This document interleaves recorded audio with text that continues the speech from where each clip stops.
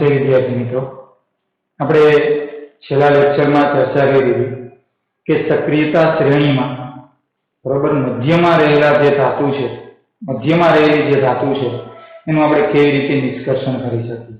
આપણે એમાં સમજ્યા કે મધ્યમાં રહેલી જે ધાતુઓ છે સક્રિયતા શ્રેણીમાં, આ મધ્યમ સક્રિયતા ધરાવતી જે ધાતુઓ છે એ સલ્ફાઇડ અને કાર્બોનેટ સ્વરૂપે મળી આવે છે. तो धातुना सल्फाइड के कार्बोनेट मांथी धातु मेळवी एना करता धातुना ऑक्साइड मांथी धातु मेळवी वधु सरळ होय. એટલે સૌપ્રથમ આપણે જો ધાતુના સલ્ફાઇડ હોય તો એને ગુંજન દ્વારા ધાતુના ઓક્સાઇડમાં રૂપાંતરિત કરવી છે. અને જો કાર્બોનેટ હોય ધાતુના તો આપણે એને કેલ્સિનેશન દ્વારા ધાતુના ઓક્સાઇડમાં શું કરીએ છીએ, ફેરવીએ છીએ. હવે આ ધાતુના ઓક્સાઇડની બરોબર છે કાર્બન સાથે આપણે એને શું કરીએ, ગરમ કરીએ એટલે એ ધાતુમાં રિડક્શન પામે છે. मतलब कि आ धातु छे ए कार्बन वडे रिडक्शन पामे छे.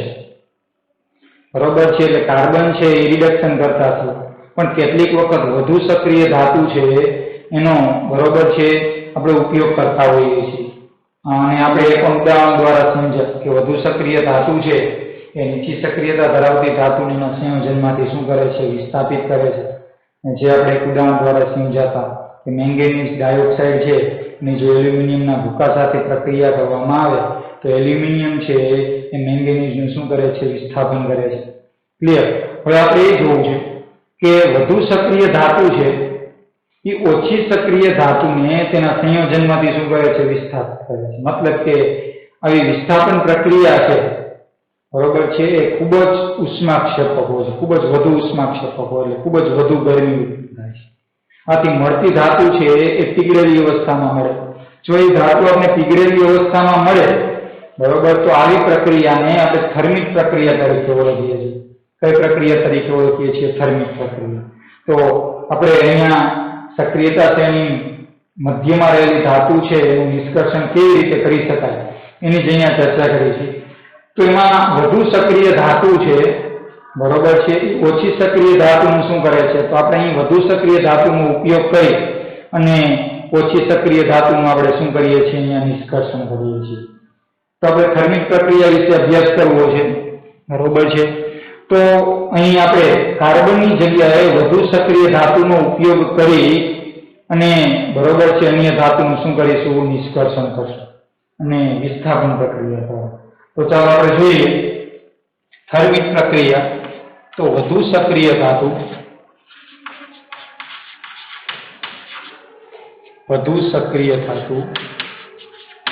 ઓછી સક્રિય ધાતુને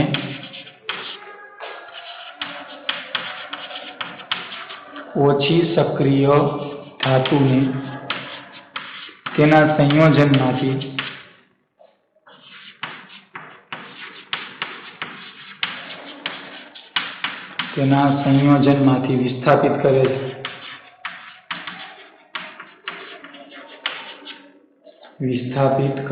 છે.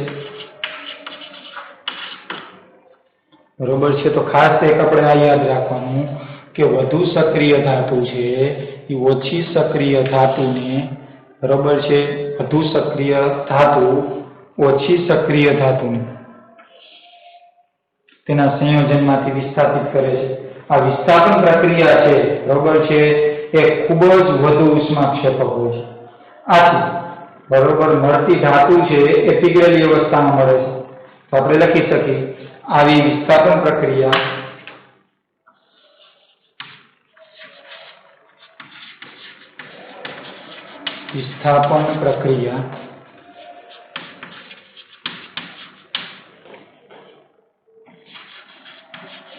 खूब ज वधु उष्माक्षेपक होवाथी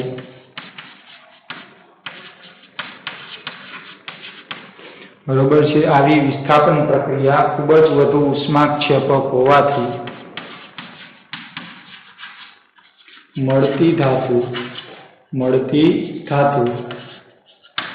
पीगळेली अवस्थामां मळे छे. पीगळेली अवस्थामां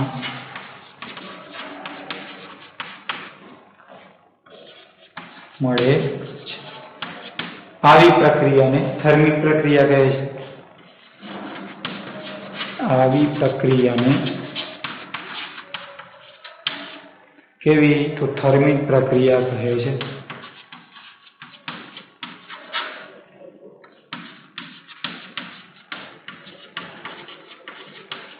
વિદ્યાર્થી મિત્રો, આ 2 માર્ક્સમાં પૂછાઈ શકે થર્મિક પ્રક્રિયા છે. થર્મિક પ્રક્રિયા કેને કહેવાય? તો વધુ સક્રિય ધાતુ છે એ ઓછી સક્રિય ધાતુને તેના સંયોજનમાંથી વિસ્થાપિત કરે છે, અને આ વિસ્થાપન પ્રક્રિયા ખૂબ જ વધુ ઉષ્માક્ષેપક હોય છે. બરોબર છે. ઉષ્માક્ષેપક હોવાથી મળતી ધાતુ છે એ પીગળેલી અવસ્થામાં મળે છે. એટલે આવી પ્રક્રિયાને આપણે થર્મિક પ્રક્રિયા તરીકે ઓળખીએ છીએ. થર્મિક પ્રક્રિયા કહે છે. આપણે એક ઉદાહરણ દ્વારા સમજીએ કે આયર્ન ઓક્સાઇડ છે. આયર્ન ઓક્સાઇડની આપણે એલ્યુમિનિયમ સાથેની પ્રક્રિયા કરીએ તો એલ્યુમિનિયમ છે એ આયર્ન કરતાં વધુ સક્રિય ધાતુ છે. એટલે એલ્યુમિનિયમનું શું કરે છે? વિસ્થાપન કરે છે. અને વિસ્થાપન પ્રક્રિયા ખૂબ વધુ ઉષ્માક્ષેપક હોવાથી આપણે જે આયર્ન મળે છે એ પીગળેલી અવસ્થામાં મળે છે. બરોબર. જેથી કરીને આપણે આ આયર્નનો ઉપયોગ ક્યાં કરીએ છીએ?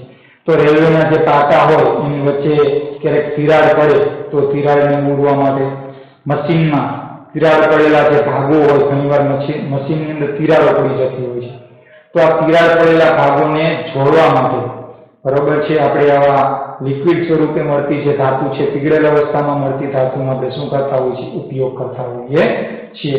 તો ચાલો આપણે ઉદાહરણ દ્વારા સમજીએ. દાખલા તરીકે આયર્ન ઓક્સાઇડ.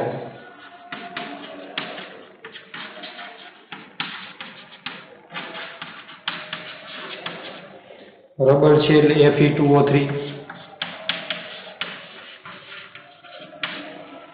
આયર્ન ઓક્સાઇડની એલ્યુમિનિયમ સાથેની પ્રક્રિયા. કેની સાથે પ્રક્રિયા કરીએ છીએ? એલ્યુમિનિયમ સાથેની પ્રક્રિયાથી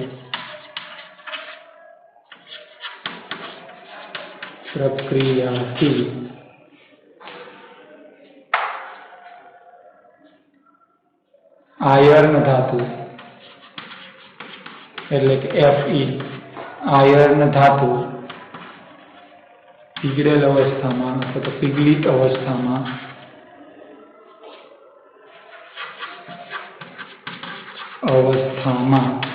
મળે છે, જેનો ઉપયોગ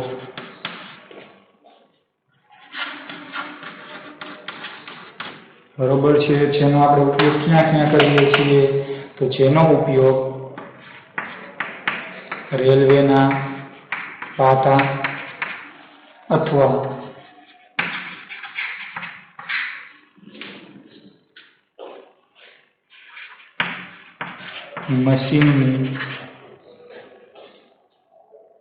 મશીનમાં તિરાડ પડેલા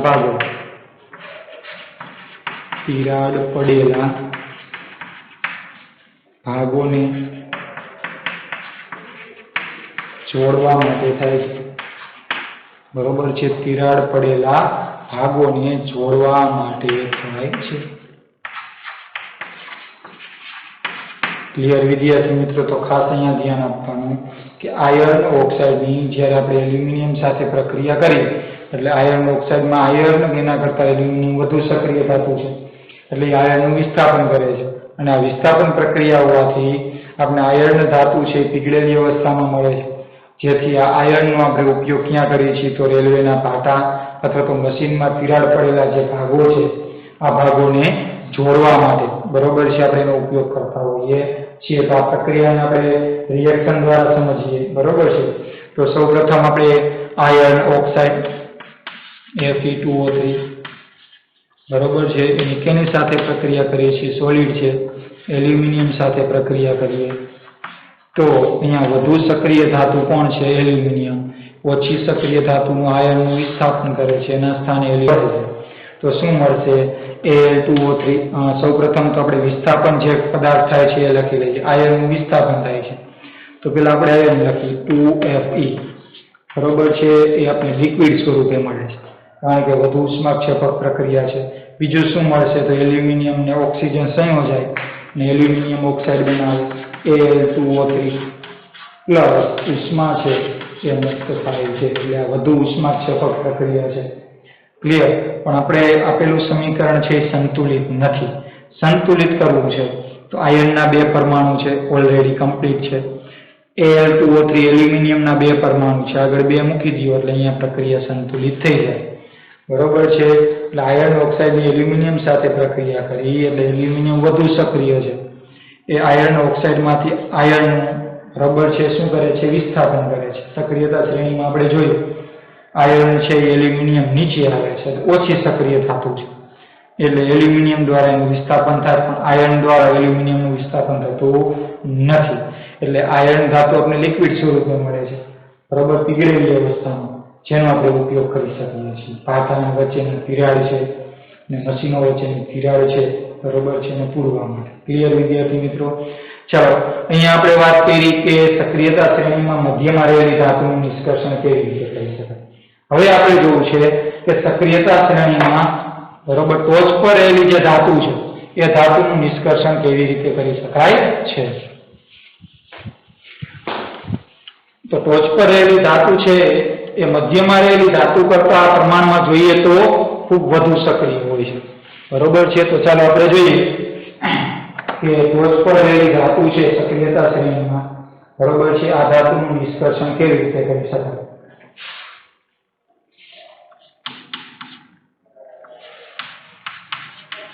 તો સક્રિયતા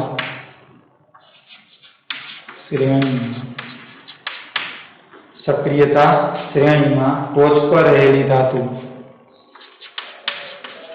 ટોચ પર રહેલી ધાતુનું નિષ્કર્ષણ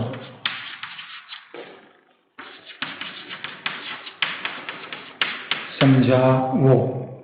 તો આપણે અહીંયા ખાસ ધ્યાન રાખજો વિદ્યાર્થી મિત્રો કે સક્રિયતા શ્રેણીમાં ટોચ પર રહેલી ધાતુનું આપણે શું કરવું છે? નિષ્કર્ષણ કરવું છે, બરાબર છે. તો સક્રિયતા શ્રેણીમાં ટોચ પર રહેલી ધાતુ છે એ ખૂબ જ સક્રિય હોય. સૌપ્રથમ તો આપણે લખી શકીએ કે સક્રિયતા શ્રેણીમાં ટોચ પર રહેલી ધાતુ ખૂબ જ વધુ સક્રિય હોય છે. સક્રિયતા શ્રેણીમાં ટોચ પર રહેલી ધાતુ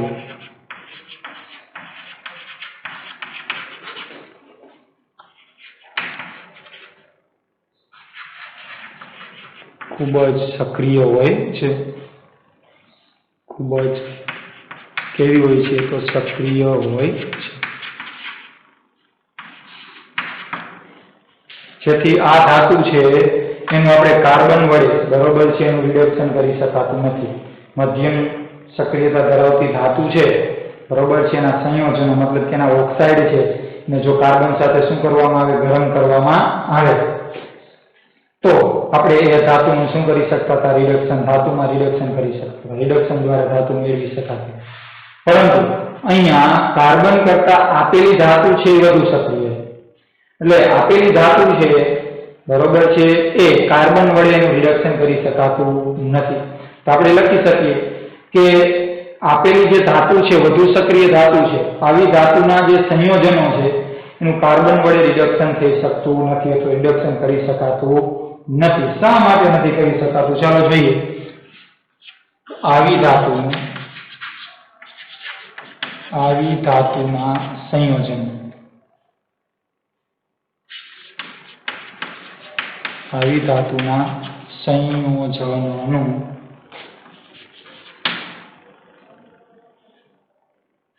કાર્બન વડે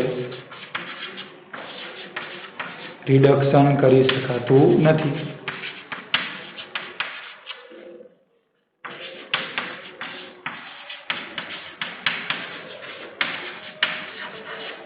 બરોબર છે, કાર્બન વડે રિડક્શન કરી શકાતું નથી. શા માટે? તો ખાસ યાદ રાખજો, કાર્બન વડે રિડક્શન શું કામ નથી થતું? કારણ કે આ ધાતુઓ છે એ કાર્બન કરતા ઓક્સિજન પ્રત્યે વધુ આકર્ષિત હોય છે, બરોબર છે. કાર્બન કરતા ઓક્સિજન છે એના પ્રત્યે વધુ આકર્ષણ ધરાવે છે અથવા તો વધુ આકર્ષિત હોય છે. રિડક્શન કરી શકાતું નથી કારણ કે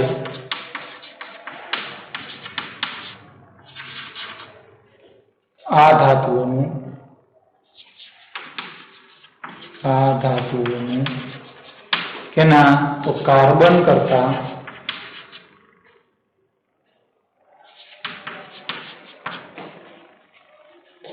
ઓક્સિજન પ્રત્યેનું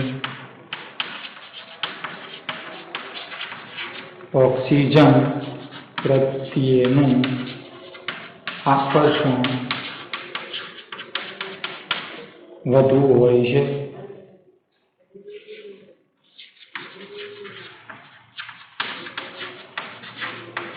ચાલો ખબર પડી ગઈ શા માટે બરોબર છે કાર્બન વડે આ ધાતુના સંયોજનનું બરોબર છે રિડક્શન કરી શકાતું નથી. એનું કારણ એ છે કે આ ધાતુઓનું કાર્બન કરતા ઓક્સિજન પ્રત્યેનું જે આકર્ષણ છે બરોબર છે આ આકર્ષણ ખૂબ વધુ હોય છે, જેથી આ ધાતુ છે એ કાર્બન વડે રિડક્શન પામતી નથી અને રિડક્શન કરી શકાતું નથી. તેથી આવી ધાતુના નિષ્કર્ષણ માટે બરોબર છે વિદ્યુત વિભાજનીય રિડક્શન પદ્ધતિ છે વપરાય છે. આથી આવી ધાતુના રિડક્શન માટે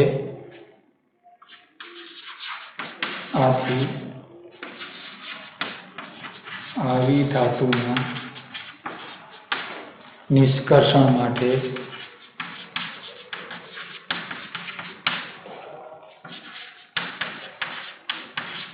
વિદ્યુત વિભાજન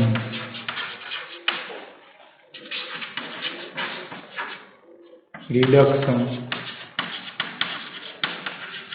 પદ્ધતિ વપરાય છે.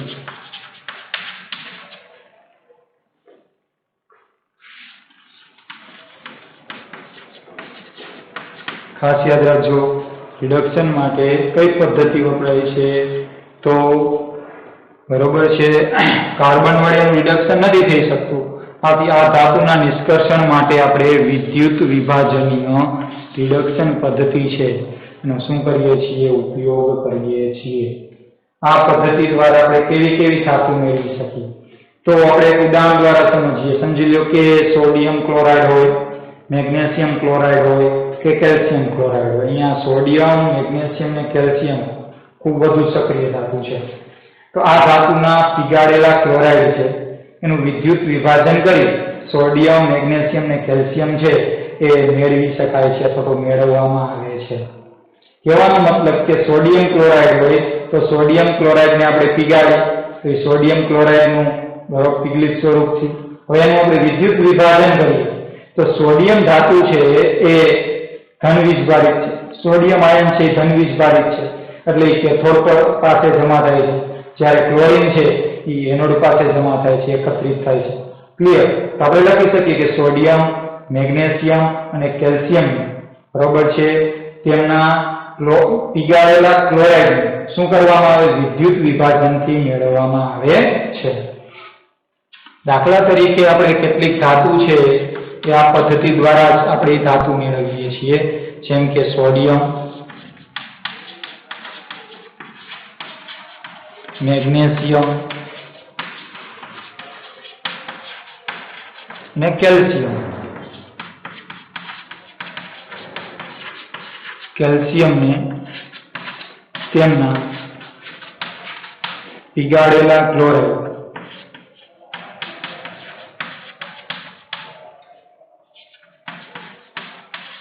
ક્લોરાઇડના બરોબર છે પીગાળેલા ક્લોરાઇડના વિદ્યુત વિભાજન દ્વારા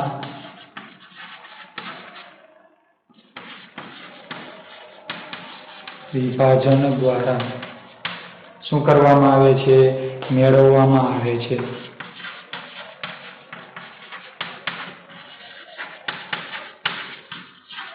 તો ખાસ યાદ રાખજો વિદ્યાર્થી મિત્રો, સોડિયમ છે, મેગ્નેશિયમ અને કેલ્શિયમના જે ક્લોરાઇડ છે આ ક્લોરાઇડને આપણે શું કરીએ પીગાળીએ અને બરોબર છે આપણે એનું શું કરવામાં આવે એમાંથી વિદ્યુત વિભાજન કરવામાં આવે, વિદ્યુત પ્રવાહ પસાર કરવામાં આવે બરોબર છે.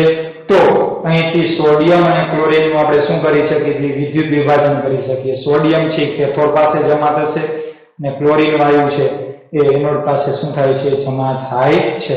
તો અહીંયા આપણે વાત કરી બધાની વાત સાથે કરી છે બરોબર છે કે સોડિયમ, મેગ્નેશિયમ અને કેલ્શિયમ તેમના પીગાળેલા ક્લોરાઇડમાંથી બરોબર છે, પીગાળેલા ક્લોરાઇડના વિદ્યુત વિભાજન દ્વારા શું કરવામાં આવે છે?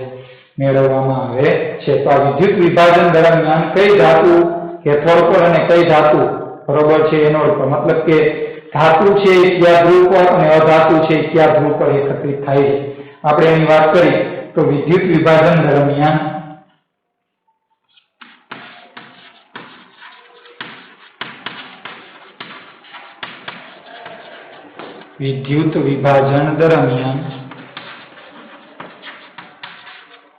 ધાતુ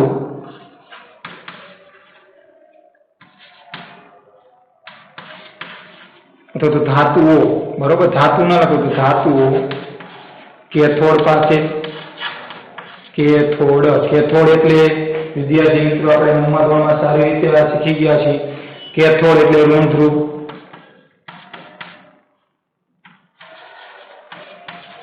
બરોબર છે. તો વિદ્યુત વિભાજન દરમિયાન ધાતુઓ કેથોડ પાસે જમા થાય છે. જ્યારે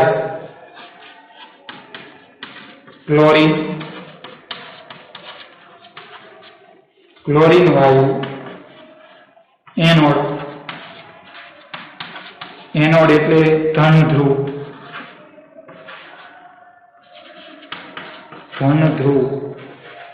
પાસે શું થાય છે? જમા થાય છે.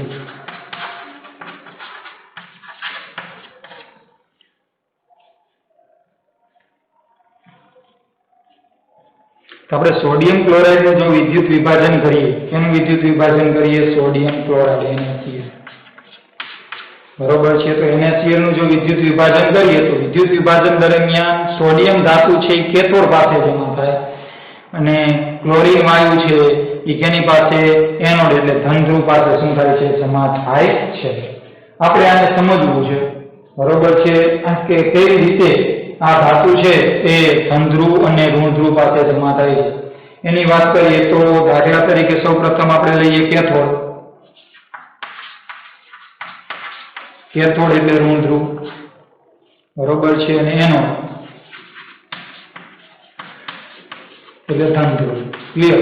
હવે આપણે વાત કરવી છે જ્યારે વિદ્યુત વિભાજનની પ્રક્રિયા થતી હોય, વિદ્યુત વિભાજન દરમિયાન આ પદ્ધતિ દરમિયાન, બરોબર છે, કેથોડ છે એ કેથોડ ઉપર હંમેશા રિડક્શન પ્રક્રિયા થાય. આ એક યાદ રાખજો, રિડક્શન.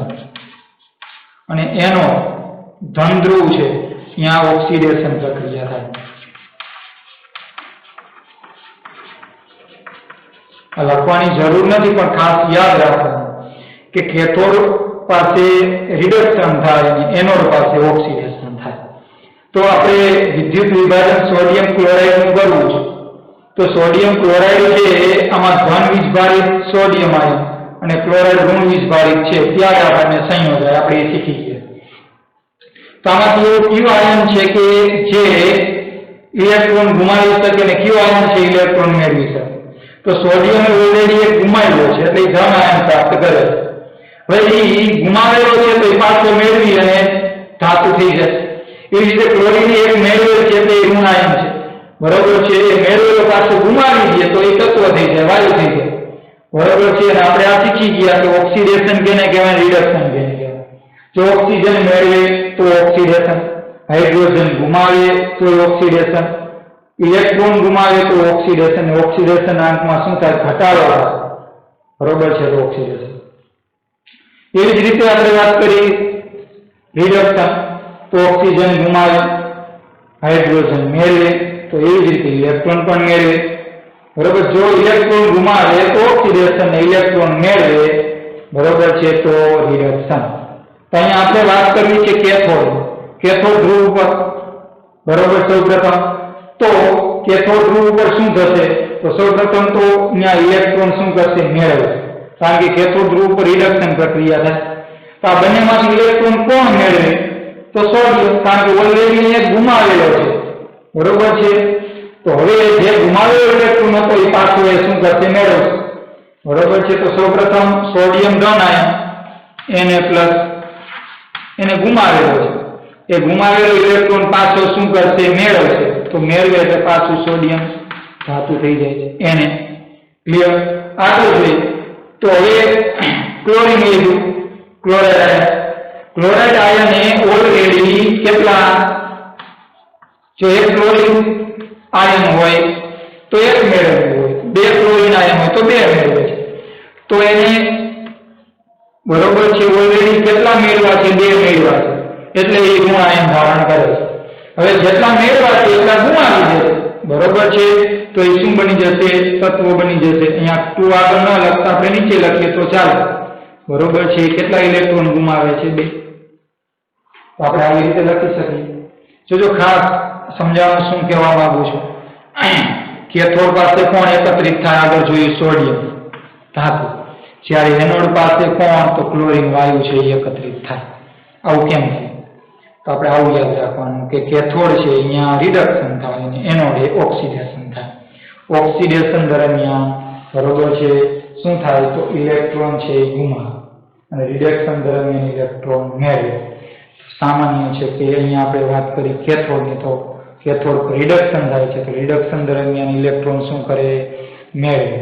સોડિયમ આયન છે ને એક ઇલેક્ટ્રોન ગુમાવ્યો તો એક મેળવે છે, મેળવે એ ધાતુ થઈ ગયું સોડિયમ.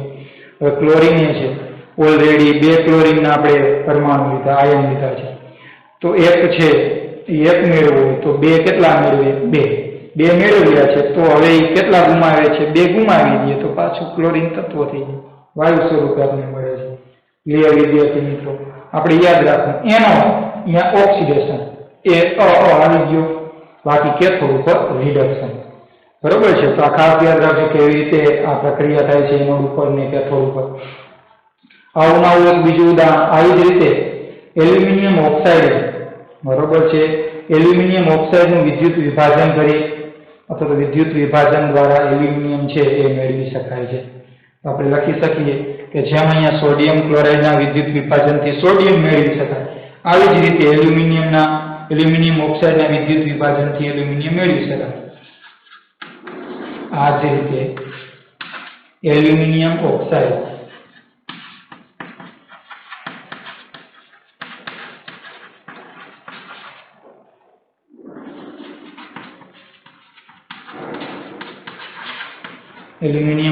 એટલે Al2O3, એલ્યુમિનિયમ ઓક્સાઇડના વિદ્યુત વિભાજન દ્વારા એલ્યુમિનિયમ મેળવી શકાય.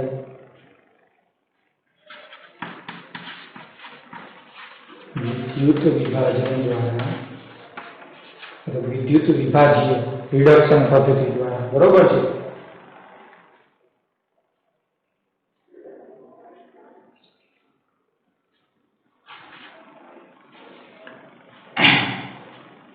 વિદ્યુત વિભાજનીય રિડક્શન, વિદ્યુત વિભાજનીય રિડક્શન પદ્ધતિ દ્વારા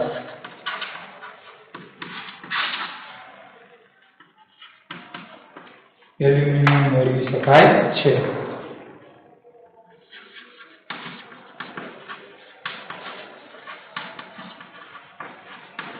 એલ્યુમિનિયમ મેળવી શકાય છે. ક્લિયર વિદ્યાર્થી મિત્રો? તો અહીંયા ખાસ ધ્યાન આપજો. આવી જ રીતે જેમ સોડિયમ ક્લોરાઇડમાંથી આપણે સોડિયમ ધાતુ છે કેથોડ પાસે જમા થાય, એવી જ રીતે એલ્યુમિનિયમ ઓક્સાઇડનું આપણે શું કરીએ, વિદ્યુત વિભાજનીય રિડક્શન, બરોબર. તો વિદ્યુત વિભાજનીય રિડક્શન દ્વારા આપણે એલ્યુમિનિયમ ધાતુ છે એ મેળવી શકીએ છીએ. ક્લિયર વિદ્યાર્થી મિત્રો? ચલો વિદ્યાર્થી મિત્રો, હવે ત્યાર પછીનો ટોપિક ધાતુઓના શુદ્ધિકરણ માટેની વિદ્યુત વિભાજનીય શુદ્ધિકરણ પદ્ધતિ સમજાવો. તો ધાતુના શુદ્ધિકરણ માટે તો આપણે જે કાચી ધાતુમાંથી જે ધાતુ મળે, આ ધાતુ છે એ શુદ્ધ હોતી નથી, મતલબ કે અશુદ્ધ હોય. આથી આપણે ધાતુનું શુદ્ધિકરણ કરવું જરૂરી બને, બરોબર છે. અત્યાર સુધી આપણે જોયું તો કાચી ધાતુમાંથી મેળવેલ ધાતુ, બરોબર, ખરેખર શુદ્ધ હોતી નથી. કેવી હોય છે? તો અશુદ્ધ હોય છે. અને આ અશુદ્ધ ધાતુ છે એનું શુદ્ધિકરણ કરવું ખૂબ જ જરૂરી છે. અને આ અશુદ્ધ ધાતુના શુદ્ધિકરણ માટે, બરોબર છે, સૌથી જો વ્યાપક પ્રમાણમાં વપરાતી કોઈ પદ્ધતિ હોય તો એ વિદ્યુત વિભાજનીય શુદ્ધિકરણ પદ્ધતિ છે એ સૌથી વ્યાપક પ્રમાણમાં વપરાતી પદ્ધતિ છે. તો સૌપ્રથમ આપણે લખશું કે કાચી ધાતુમાંથી મેળવેલ ધાતુ કેવી હોય છે? અશુદ્ધ હોય છે. આથી આવી ધાતુનું શુદ્ધિકરણ કરવું જરૂરી છે. આવી ધાતુનું શુદ્ધિકરણ કરવું ખૂબ જ જરૂરી હોય છે. ચાલો તો સૌપ્રથમ કાચી ધાતુમાંથી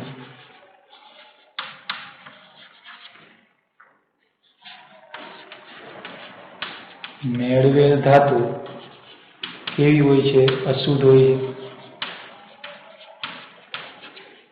અશુદ્ધ હોય છે. ખાસ યાદ રાખજો, કાચી ધાતુમાંથી મેળવેલ ધાતુ સંપૂર્ણ શુદ્ધ હોતી નથી, અશુદ્ધ હોય છે. આથી તેને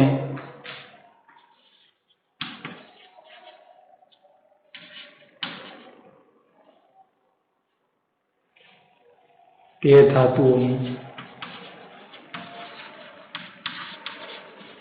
ધાતુઓનું શુદ્ધિકરણ કરવું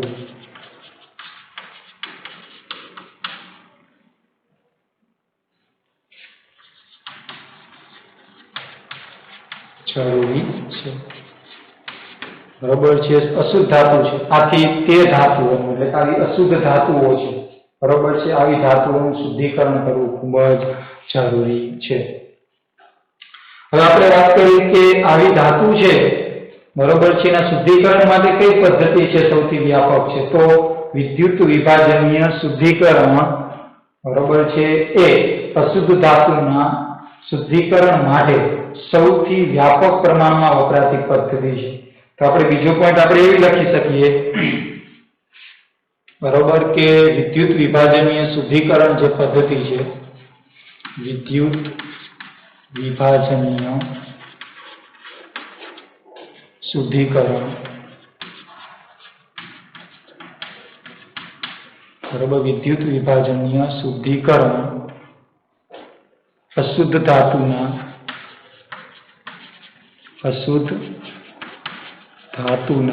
શુદ્ધિકરણ માટે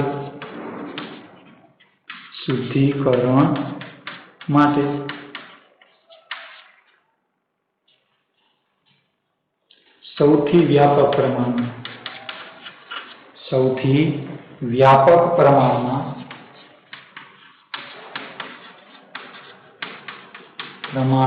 વપરાતી પદ્ધતિ છે.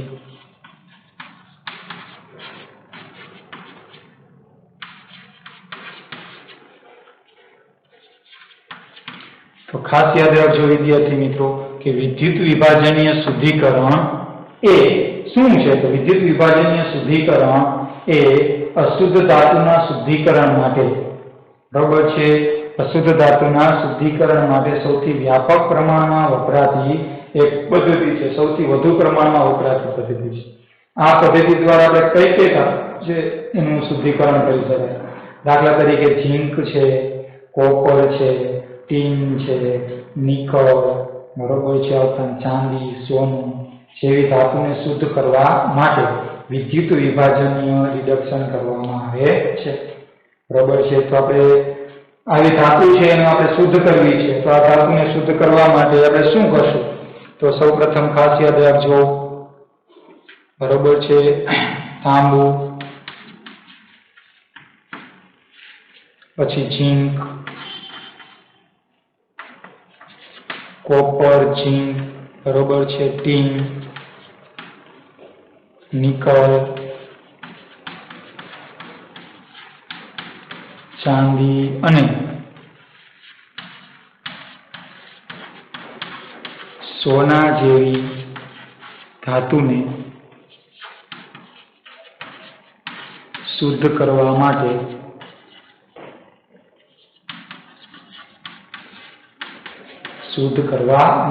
વિદ્યુત વિભાજનીય રિડક્શન પદ્ધતિ છે અથવા તો વિદ્યુત વિભાજનીય રિડક્શન કરવામાં આવે છે.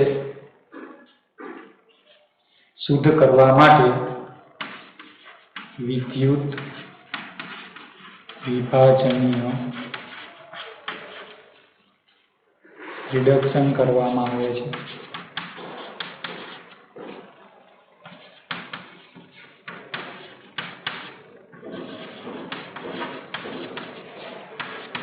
જો ખાસ વિદ્યાર્થી મિત્રો, અહીંયા આપણે કેની વાત કરી છે? तांबू એટલે કે કોપર, ઝીંક, ટીન, નિકલ, ચાંદી અને સોના જેવી ધાતુને શુદ્ધ કરવા માટે વિદ્યુત વિભાજનીય રિડક્શન કરવામાં આવે છે। આ વિદ્યુત વિભાજનીય રિડક્શન દ્વારા કેથોડ ધ્રુવ પર બરાબર છે શુદ્ધ ધાતુને આપણે શું કરી શકીએ મેળવી શકીએ છીએ। તો આ વિદ્યુત વિભાજનીય રિડક્શન દરમિયાન શું થશે બરાબર છે તો વિદ્યુત વિભાજન રિડક્શન દરમિયાન અશુદ્ધ ધાતુનો સળિયો બરાબર છે એને આપણે એનોડ પર લેશું અને શુદ્ધ ધાતુની પાતળી પટ્ટીને કેથોડ બનાવીશું અથવા તો કેથોડ તરીકે ઉપયોગ કરીશું। ચાલો લખીએ આપણે અહીંયા શું લખશું આ રિડક્શન પદ્ધતિ અથવા રિડક્શન કરવામાં આવે જેમાં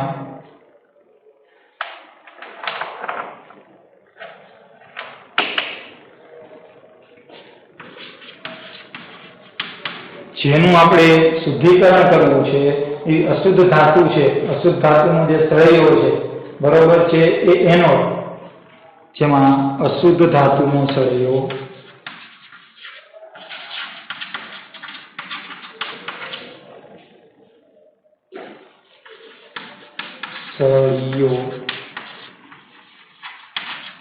એનોડ તરીકે અને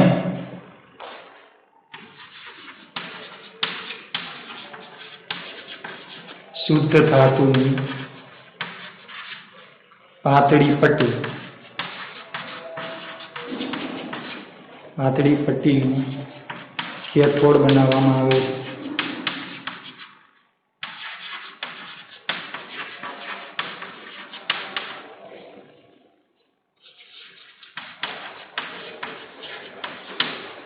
क्लियर। तो सौप्रथम पात्र में આપણે બે ધ્રુવ લેશું। એક ધ્રુવ એટલે કે અશુદ્ધ ધાતુનો જે સળિયો છે બરોબર છે એને એનોડ તરીકે આપણે યાદ રાખવાનું અશુદ્ધ એટલે એનોડ અને શુદ્ધ ધાતુની પાતળી પટ્ટી છે બરોબર જે ધાતુ આપણે મેળવવી છે જે ધાતુને શુદ્ધ મેળવવી છે સમજી લો કે આપણે કોપર ધાતુ શુદ્ધ મેળવવી છે તો કોપર ધાતુનો જે અશુદ્ધ સળિયો છે એ એનોડ તરીકે અને કોપર ધાતુની શુદ્ધ પાતળી પટ્ટી છે એને કેથોડ તરીકે આપણે ઉપયોગ કરશું। એટલે એમાંથી પાતળી પટ્ટીનું આપણે શું બનાવશું કેથોડ બનાવશું।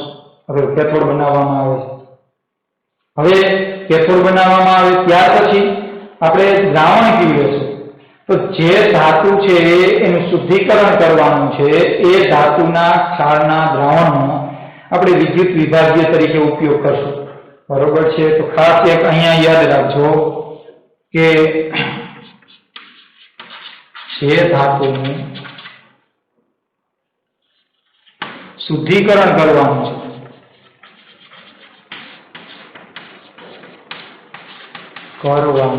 છે આપણે કોપર ધાતુનું શુદ્ધિકરણ કરવું છે। જે ધાતુનું શુદ્ધિકરણ કરવાનું છે તે ધાતુના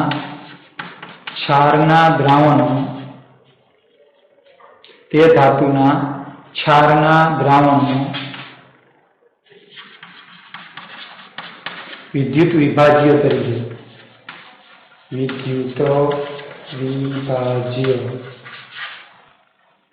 ઉપયોગ કરવામાં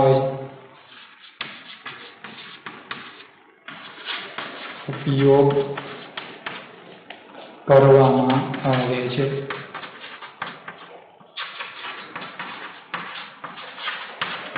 क्लियर विद्यार्थी मित्रों। तो अहींया आपणे बरोबर जे कांई प्रवृत्ति करवानी छे बरोबर जे कांई पद्धति छे ए आपणे लईए। हवे आकृति द्वारा समजीए। सौथी पहेला तो आपणे जे धातु छे एनुं शुद्धिकरण करवानुं छे ए धातुनो अशुद्ध सळियो छे एनोड तरीके अने शुद्ध धातुनी पातળી पट्टीनो केथोड बनाववामां आवे छे। त्यार पछी जे धातुनुं आपणे शुद्धिकरण करवानुं छे ते धातुना क्षारना द्रावणनो विद्युत विभाज्य तरीके उपयोग करवानो छे। विद्युत विभाज्य शुं छे तो विद्युत विभाज्य छे ए विद्युत प्रवाहनुं वहन करी शके एवुं द्रावण के जे विद्युत प्रवाहनुं शुं करी शके छे वहन करी शके। बराबर समजी लो के आपणे कोपरनुं शुद्धिकरण करवुं छे तो कोपરના क्षार ધરાવતું દ્રાવણ છે એ વિદ્યુત વિભાજ્ય તરીકે આપણે એનો ઉપયોગ કરવાનો છે। તો ચાલો આપણે આકૃતિ દ્વારા સૌપ્રથમ સમજીએ। जो खास विद्यार्थी मित्रों આપણે આકૃતિ અહીંયા દોરીએ। સૌપ્રથમ એક પાત્ર લેશું.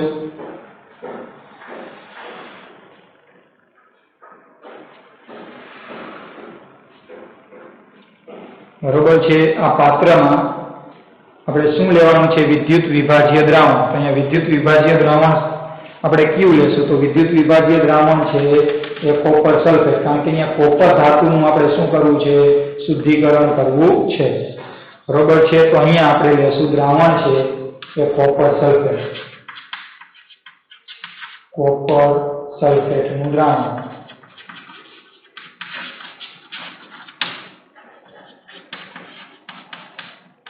એટલે કે CuSO4. એનું કેવું છે દ્રાવણ? ક્લિયર. કોપર સલ્ફેટનું આપણે દ્રાવણ લીધું એટલે એના ક્ષારનું દ્રાવણ કહેવાય છે. એનું શુદ્ધિકરણ કરવું છે. એના ક્ષારનું દ્રાવણ કયું થયું? તો કોપર સલ્ફેટ. ક્લિયર. હવે અહીંયા આપણે બે ધ્રુવ ગોઠવીશું. એક ધ્રુવ લઈએ, પાતળી પટ્ટી, અહીંયા લઈએ જાડી પટ્ટી. અશુદ્ધ ધાતુનો સળિયો લેશું. બરોબર છે. અશુદ્ધ ધાતુના સળિયાને આપણે નામકરણ પછી કરશું અને શુદ્ધ ધાતુની પાતળી પટ્ટી અહીંયા લઈએ છીએ. બરોબર છે. ખાસ યાદ રાખજો, શુદ્ધ ધાતુની પાતળી પટ્ટી. હવે આપણે એને જોડી દઈએ. એક વિદ્યુત પરિપથ બનાવી. બરોબર છે. આપણે ઋણ ધ્રુવ, અહીંયા ધન ધ્રુવ. બરોબર છે. અહીંયા આપણે કળ લઈએ.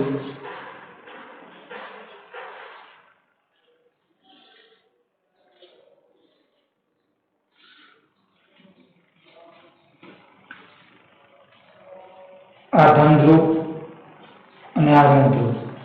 ધન ધ્રુવને આપણે કયા નામથી ઓળખીએ છીએ? એનોડ.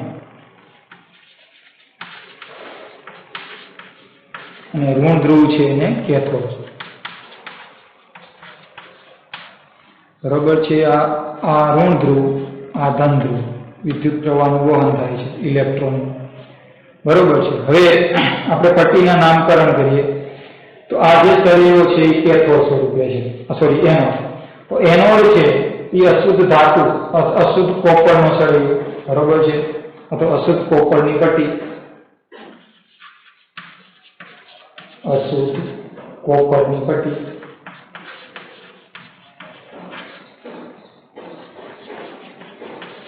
આ જે પટ્ટી છે એ અશુદ્ધ કોપરની પટ્ટી છે અને કેથોડ પર જે પટ્ટી છે એ શુદ્ધ કોપરની પટ્ટી છે.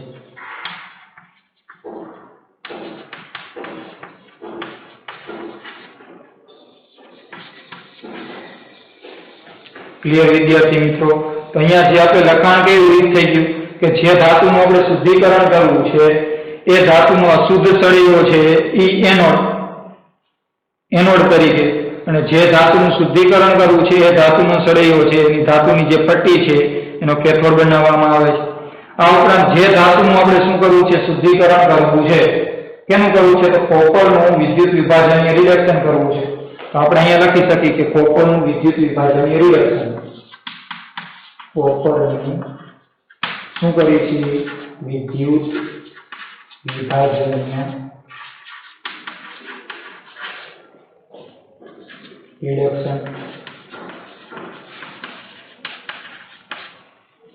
જે ધાતુનું શુદ્ધિકરણ કરવું છે એ ધાતુના ક્ષારનું આપણે શું લેવાનું છે? દ્રાવણ.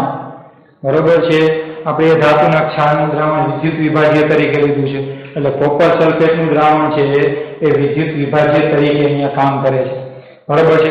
હવે જ્યારે આ વિદ્યુત વિભાજ્યમાં વિદ્યુત પ્રવાહ પસાર કરવામાં આવે અથવા તો વિદ્યુત પ્રવાહ છે પસાર કરવી ત્યારે બરોબર છે એનોડ છે, એનોડમાંથી શુદ્ધ ધાતુ છે એ વિદ્યુત વિભાજ્યમાં દ્રાવ્ય રહે છે. જો ખાસ યાદ રાખો, વિદ્યુત વિભાજ્યમાં વિદ્યુત પ્રવાહ પસાર કરતા બરોબર છે એનોડમાંથી, એનોડ એટલે અશુદ્ધ ધાતુ, અશુદ્ધ કોપરની પટ્ટી, એનોડમાંથી શુદ્ધ ધાતુ છે એ વિદ્યુત વિભાજ્યમાં શું થાય છે? તો ઓગળે છે.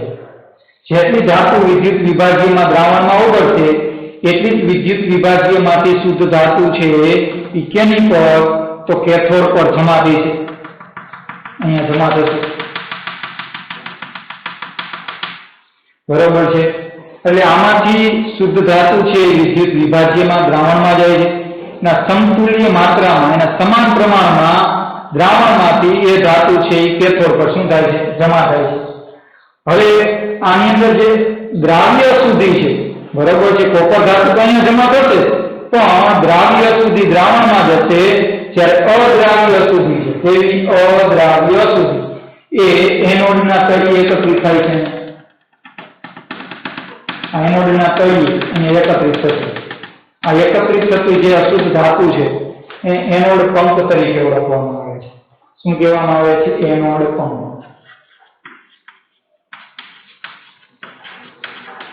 અથવા એનોડિક પંપ। ખાસ યાદ રાખજો વિદ્યાર્થી મિત્રો, ક્લિયર? સમજાઈ ગયું તમને? ચલો હવે આપણે અહીંયા સુધી સમજ્યા કે વિદ્યુત વિભાજ્ય દ્રાવણ લીધું, કેનું લીધું? તો કોપર સલ્ફેટનું દ્રાવણ લીધું। હવે આ વિદ્યુત વિભાજ્યમાંથી વિદ્યુત પ્રવાહ પસાર કરવામાં આવે અથવા તો પસાર કરતા એનોડમાંથી શુદ્ધ ધાતુ છે એ વિદ્યુત વિભાજ્યમાં ઓગળે છે અથવા તો દ્રાવ્ય થાય છે। ચલો હવે લખીએ, વિદ્યુત વિભાજ્યમાંથી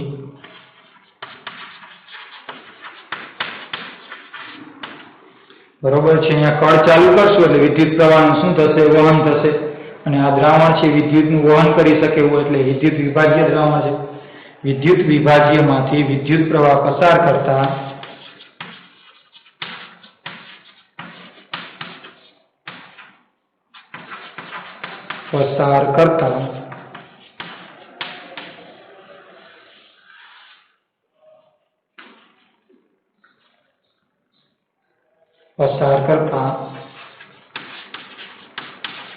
એનોડમાંથી શુદ્ધ ધાતુ, કેમાંથી? એનોડ એટલે કે ધન ધ્રુવ, એનોડમાંથી શુદ્ધ ધાતુ વિદ્યુત વિભાજ્યમાં ઓગળે છે અને વિદ્યુત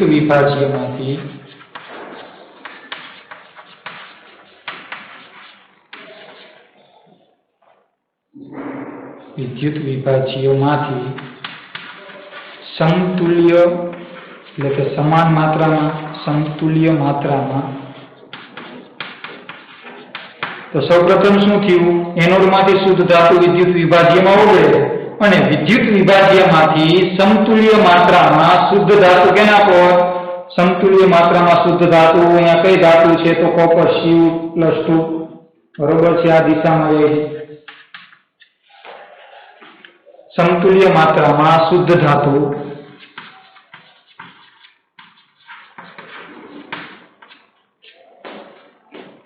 કેથોડ પર જમા થાય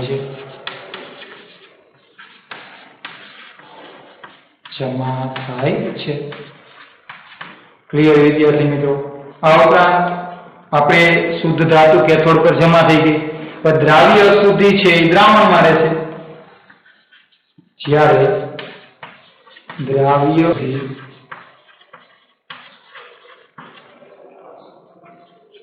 દ્રાવણમાં રહે છે અને અદ્રાવ્ય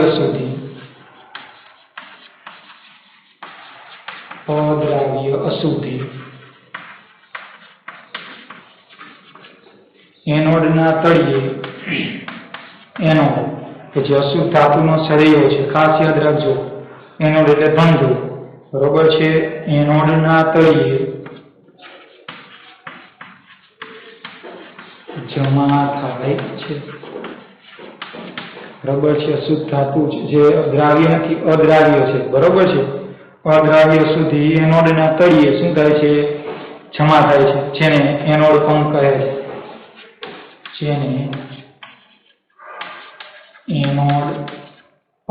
કહે છે,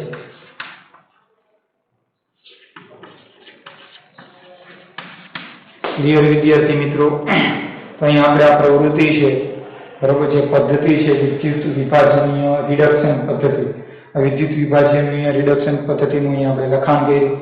હવે આપણે એની રિએક્શન સમજવી છે કે ખરેખર અહીંયા જે પ્રક્રિયા થાય છે, બરોબર છે, તો કેથોડ પર કેવી રીતે શુદ્ધ ધાતુ છે એકત્રિત થાય છે, એનોડ પર અશુદ્ધ ધાતુ છે. તો આપણે સૌપ્રથમ લઈએ એનોડ અને કેથોડ, બે ધ્રુવની વાત કરીએ. તો સૌપ્રથમ એનોડ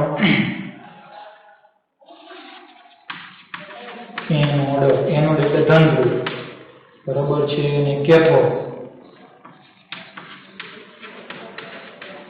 એટલે ઋણ ધ્રુવ, બરોબર છે. આપણે આને સમજીએ. આપણે એ શીખી ગયા કે એનોડ ઉપર ઓક્સિડેશન થાય અને કેથોડ ઉપર શું થાય તો રિડક્શન થાય. આને આધારે આપણે સમજવાનું છે. તો ખાસ યાદ રાખજો, એનોડ ઉપર શું થશે ઓક્સિડેશન, એટલે એનોડ પર જે ધાતુ છે એ ઓક્સિડેશન દરમિયાન શું થાય ઇલેક્ટ્રોન ગુમાવે. તો કોપર છે એ કેટલા ઇલેક્ટ્રોન ગુમાવે તો કોપર 2 ઇલેક્ટ્રોન ગુમાવે. કોપર કઈ સ્વરૂપે સોલિડ સ્વરૂપે. તો એનોડ ઉપરની આપણે પ્રક્રિયા જોઈએ તો કોપર છે, બરોબર છે, એ સોલિડ સ્વરૂપે છે. કોપર છે કેટલા ઇલેક્ટ્રોન ગુમાવે તો 2 ઇલેક્ટ્રોન ગુમાવે. જો 2 ઇલેક્ટ્રોન ગુમાવે તો એની સંયોજકતા +2 થાય, Cu+2. એટલે શું બને છે કોપરનું છેલ્લું દ્રાવણ સોલ્યુશન, બરોબર છે. હવે કેથોડ ઉપર, તો કેથોડ ઉપર શું થાય તો રિડક્શન થાય. તો રિડક્શન મતલબ કે ઇલેક્ટ્રોન મેળવે, જે ઇલેક્ટ્રોન ગુમાવ્યા છે કોપર આયને, બરોબર છે, એ કોપર આયન પાછા 2 ઇલેક્ટ્રોન મેળવી લે. 2 ઇલેક્ટ્રોન મેળવે એટલે પાછું એ કોપર બને છે. એટલે અહીં જે કોપર છે એ અશુદ્ધ છે. કેવું છે અશુદ્ધ. અને અહીંયા જે કોપર મળે છે એ શુદ્ધ છે, બરોબર છે. અને આપણે સમજીએ, બંને બાજુ જોવા જઈએ તો આ છે એક આ બાજુ, અહીંયા 2 ઇલેક્ટ્રોન નીકળી જશે. અહીંયા કોપર અશુદ્ધ છે અને અહીંયા કોપર શુદ્ધ છે. તો કુલ પ્રક્રિયા કેવી થાય છે તો કુલ પ્રક્રિયા